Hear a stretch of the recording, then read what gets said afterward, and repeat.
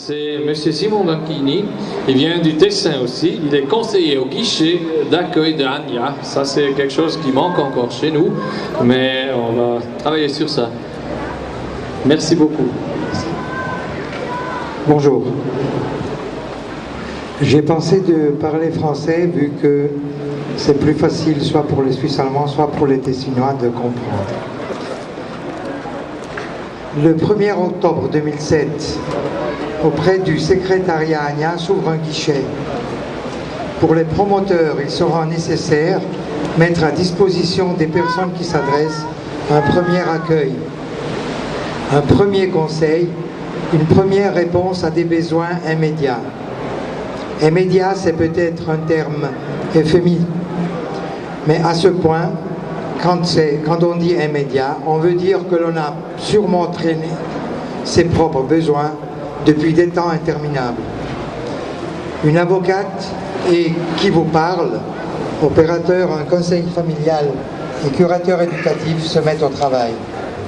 Aujourd'hui, nous avons sur notre carnet 8 mois d'activité plein de malaise, de souffrance, mais aussi de désir de paternité et de maternité responsable.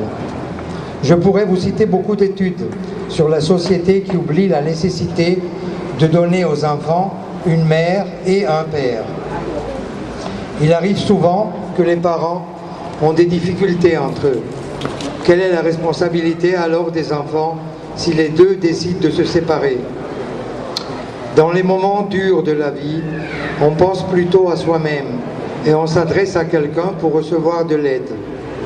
Malheureusement, souvent, on se laisse traîner par le groupe bigarré d'opérateurs intéressés à celle que d'autres ont appelée la fabrique des séparations. Je n'ai ni honte ni peur de déclarer devant vous tous qu'il y a un intérêt particulier de quelques catégories de professionnels qui alimentent la conflictualité et en même temps leur profit. Il n'est pas difficile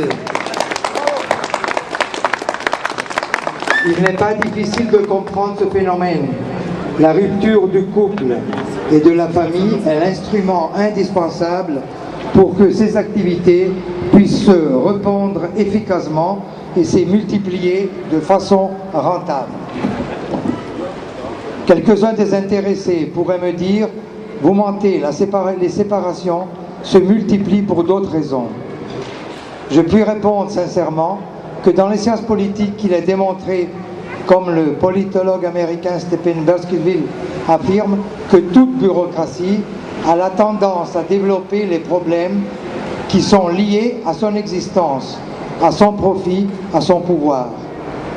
Et cette bureaucratie est co-responsable d'une société sans père et d'une société sans mère. Une société où les enfants vivent cette perte plus qu'une épreuve de l'existence liée au destin de l'individu comme un affront personnel.